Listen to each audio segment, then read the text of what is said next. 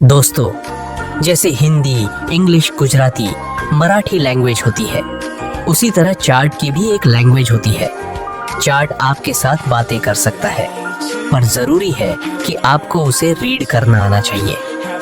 Candlestick pattern के पीछे के इमोशंस, मार्केट स्ट्रक्चर, सपोर्ट और रेजिस्टेंस के पीछे छुपी हुई planning, supply and demand zone, कहां पर बायर्स का पावर है, कहां पर सेलर्स का पावर है।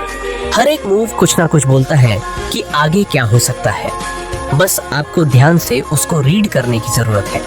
दोस्तों, आज से आपका चार्ट रीड करने का नजरिया पूरी तरह से बदल जाएगा अगर इस वीडियो को ध्यान से समझा तो।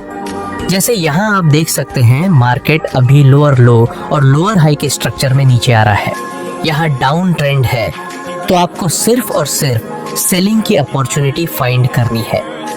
नेक्स्ट हम देखें तो प्राइस धीरे धीरे ऊपर की तरफ मूव करने लगता है और आगे जाकर एक साइडवे रेंज में मार्केट स्टक हो चुका है। दोस्तों, पहले यहाँ डाउन ट्रेंड था, फिर मार्केट में हमें हायर हाई और हायर लो की फॉर्मेशन मिली। मतलब यहाँ एक मिनी अप ट्रेंड की शुरुआत हो चुकी है, लेकिन अभी भी प्राइस ने इस रिसेंट स्विंग को ऊपर की तरफ ब्रेक नहीं किया।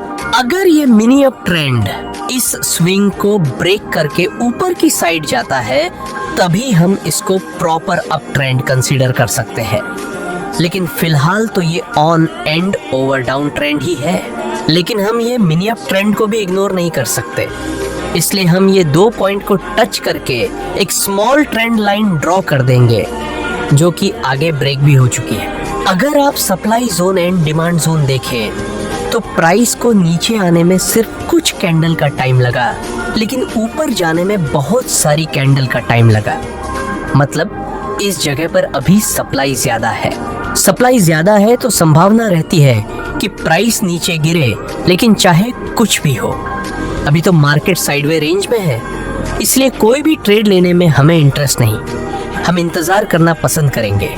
और फिर एक बिग रेड कैंडल के साथ मार्केट में बहुत ही ज्यादा पॉइंट्स का मूवमेंट आ गया नीचे की तरफ। इस जगह पर आपके दिमाग में दो चीजें होंगी। सबसे पहले अफसोस होगा कि यहाँ एंट्री कर ली होती तो ये बड़ा मूव मिल जाता, और दूसरा फोमो होगा कि आगे प्राइस और नीचे गिरे उससे पहले मैं सेल में एंट्री कर लूं।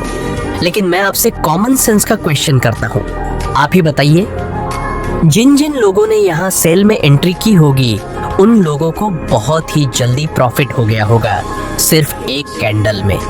तो जाहिर सी बात है, सेलर्स अपना प्रॉफिट बुक कर लेंगे। जब सेलर्स प्रॉफिट बुक करेंगे तो प्राइस फिर से हल्का सा ऊपर तो जा ही सकती है। तो फिर फोमो के चक्कर में हम यहाँ एंट्री क्यों करें? वैसे भी अगर हम यहाँ सेल में एंट्री करते तो हमारा स्टॉप लॉस बहुत ही ज्यादा बड़ा हो जाता, इसलिए भी हम यहाँ एंट्री नहीं कर सकते। अभी भी हम इंतजार ही करेंगे। और मजे की बात यह है कि ज्यादा सेलिंग की वजह से यहाँ सप्लाई जोन क्रिएट हो चुका है, इसलिए यह पूरी साइडवे मूवमेंट को हम सप्लाई जोन की तरह यूज कर सकते हैं। यहाँ भी सप्लाई ज्यादा थी और यहाँ भी सप्लाई ज्यादा थी, तो आगे हमें फिर से सेल में एंट्री करने का मौका मिल सकता है। नेक्स्ट हम देखें तो मार्केट थोड़ा सा नीचे आने के बाद धीरे धीरे ऊपर की तरफ मूव करने लगा, और लास्ट में एक डोजी प्लस कंफर्मेशन कैंडल की फॉर्मेशन मिल चुकी है। सप्लाई जोन के पास अब हम सेल में एंट्री कर सकते हैं। प्रॉफिट टारगेट यहाँ पर रखेंगे और स्टॉप लॉस डोजी कैंडल के हाई से थोड़ा सा ऊपर। नेक्स्ट हम देखें तो हमारा प्रॉफिट टारगेट हिट हो चुका है।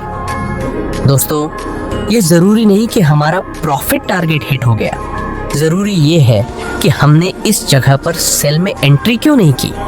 यहाँ भी शूटिंग स्टार और कंफर्मेशन कैंडल बनी थी इस रेजिस्टेंस के पास, जो पहले सपोर्ट था और डाउन ट्रेंड तो था ही। प्राइस एक्शन के अनुसार ये भी सेल का सिग्नल है, लेकिन हमने यहाँ एंट्री नहीं की क्योंकि यहाँ एक ट्रेंड लाइन बन सकती थी जो पहले रेजिस्टेंस का काम करती थी और आगे सपोर्ट का काम करेगी। अगर हमने इस ट्रेंड लाइन को ड्रॉ नहीं किया होता तो हम डेफिनेटली यहाँ सेल में एंट्री करते, और फिर प्रॉफिट टारगेट हिट होने से पहले ही स्टॉप लॉस हिट हो जाता। इसलिए जब आप आराम से चार्ट रीड करेंगे तब आपको सब कुछ दिखेगा। पर्सनली मैं खुद इस ग्राफ को लाइव देख रहा था, मैंने यहाँ भी ट्रेड नहीं किया। यहाँ भी नहीं किया, यहाँ भी नहीं किया, सिर्फ ये एक ट्रेड लिया क्योंकि मुझे क्वालिटी वाले ट्रेड चाहिए। आपको भी हमेशा क्वालिटी वाले ट्रेड लेने चाहिए। एक दूसरा पावरफुल एग्जाम्पल देखते हैं। यहाँ पर आप देख सकते हैं मार्केट प्रॉपर लोअर लो और लोअर हाई की फॉर्मेशन में मूव कर रहा है, मतलब मार्केट का स्ट्रक्चर अभी बेयरिश है। इसलिए हम बोल सकते हैं कि यहाँ मार्केट में सेलर्स का डोमिनेंस है। तो ऐसे डाउन ट्रेंड में आपको सेलिंग की अपॉर्चुनिटी फाइंड करनी चाहिए। दोस्तों, ट्रेड लेने से पहले हम वो सब लेवल ड्रॉ कर देंगे जहां से मार्केट ने रिएक्ट किया था। हम ये 2 लेवल को टच करके ट्रेंड लाइन ड्रॉ कर सकते हैं। ये सपोर्ट आगे जाकर रेजिस्टेंस का काम कर सकता है। आगे हम देखें तो प्राइस इस ट्रेंड लाइन को अप्रोच करता है और कुछ रेड कैंडल की फॉर्मेशन भी बन चुकी है। अभी भी इसका रिसेंट स्विंग ऊपर की तरफ ब्रेक नहीं हुआ, तो अभी भी ये है डाउन ट्रेंड ही है।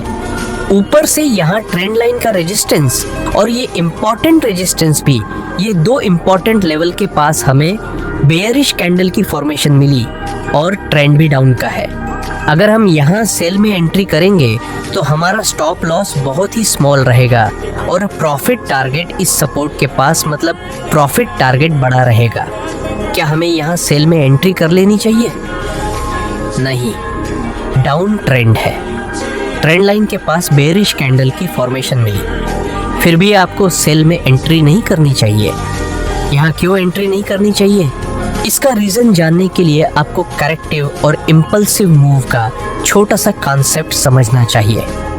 देखिए, जब मार्केट किसी अपर ट्रेंड में होता है, उसे समय बीच बीच में जो डाउन मूव मिलती है उसको हम करेक्टिव मूव बोलते हैं, और अपर ट्रेंड के दौरान जो भी अपर साइड के मूव मिलते हैं उसको हम इम्पल्सिव मूव बोलते हैं। जैसे यहाँ एक अपर ट्रेंड था, तो जितने भी डाउन मूव मिले उसको हम करेक्टिव मूव कहेंगे, और जितने भी अपर साइड के मूव मिले उसको हम इम्पल्सिव मूव कहेंगे। उसी तरह जब कोई डाउन ट्रेंड होता है, उसमें जितने भी अपर साइड के मूव मिलते हैं उसको हम करेक्टिव मूव बोलते हैं, और जितने भी डाउन साइड के मूव मिलते हैं उसको हम इम्पल्सिव मूव बोलेंगे। जैसे कि यहाँ ये डाउन ट्रेंड है, तो ये सारे डाउन साइड के मूव को हम इम्पल्सिव मूव कहेंगे, और ये सारे अपर साइड के मूव को हम कलेक्टिव मूव कहेंगे। इस कॉन्सेप्ट का यूज करके आप पता लगा सकते हैं कि कोई ट्रेंड रिवर्स होगा या फिर कंटिन्यू करेगा। कैसे? आइए देखते हैं। जब किसी अपर ट्रेंड के दौरान इम्पल्सिव मूव स्मॉल होने लगे और कलेक्टिव मूव बिग होने लगे, तो समझ लेना कि हो सकता है आगे यह ट्रेंड अपर ट्रेंड में से डाउन ट्रेंड में शिफ्ट हो जाए, क्योंकि हर बार यहाँ सेलर्स प्राइस को ज़्यादा से ज़्यादा नीचे पुश कर रहे हैं और आगे यह अपर ट्रेंड डाउन ट्रेंड में रिवर्स हुआ भी। इस तरह किसी डाउन ट्रेंड में इम्पल्सिव मूव स्मॉल होने लगे और करेक्टिव मूव बिग, तो हो सकता है कि यह डाउन ट्रेंड अप ट्रेंड में रिवर्स हो जाए, क्योंकि बायरर्स प्राइस को हर बार ज़्यादा से ज़्यादा ऊपर की तरफ पुश करने में इंटरेस्टेड है। आगे यह डाउन ट्रेंड अप ट्रेंड में रिवर्स हुआ भी। चलिए हमारा पिछला एग्जाम्पल कंटिन्यू करते हैं।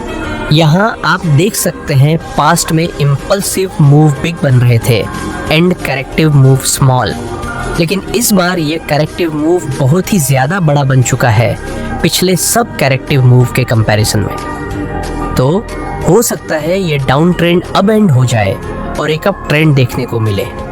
इस वजह से हम यहाँ पर ट्रेंड लाइन के पास बेयरिश कैंडल की फॉर्मेशन मिलने के बावजूद भी सेल में एंट्री नहीं कर सकते। आइए देखते हैं आगे क्या होता है। एंड में प्राइस ने ट्रेंड लाइन को ब्रेक कर दिया और ये रिसेंट स्विंग भी ब्रेक हो चुका है। सो अब ये एक प्रॉपर अप ट्रेंड की फॉर्मेशन हो चुकी है। नाउ ये अप ट्रेंड है, तो हम बाय की अपॉर्चुनिटी फाइंड कर सकते हैं। आगे हम देखें तो प्राइस हल्का सा नीचे आता है और डोजी प्लस कंफर्मेशन कैंडल की फॉर्मेशन बन चुकी है। दोस्तों, अब हम बाय में एंट्री कर सकते हैं। स्टॉप लॉस रखेंगे इस डोजी के लो से थोड़ा सा नीचे। प्रॉफिट टारगेट हम इस रेजिस्टेंस के आसपास रख सकते हैं।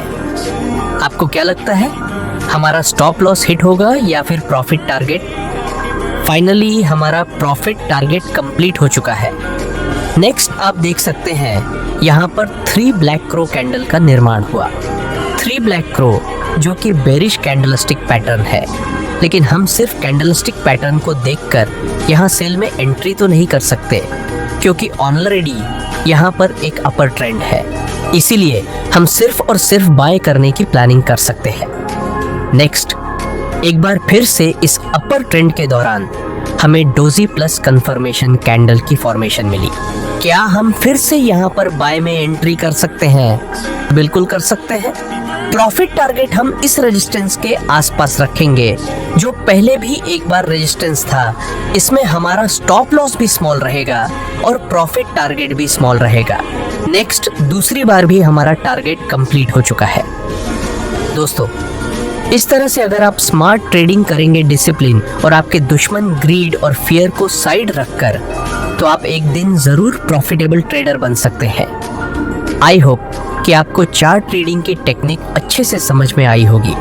अगर आपको लगता है कि आपने इस वीडियो से कुछ भी सीखा है, तो वीडियो को लाइक, शेयर और सब्सक्राइब ज़रूर करें। और अगर कोई क्वेश्चन हो तो कमेंट बॉक्स में ज़रूर पूछें। साथ ही अगला वीडियो आप किस टॉपिक पर देखना चाहते हैं, ये भी कमेंट में ज़रूर बताएं। जिस टॉपिक की सबसे ज़्यादा डिमांड हो, हम उस पर वीडियो बनाएंगे।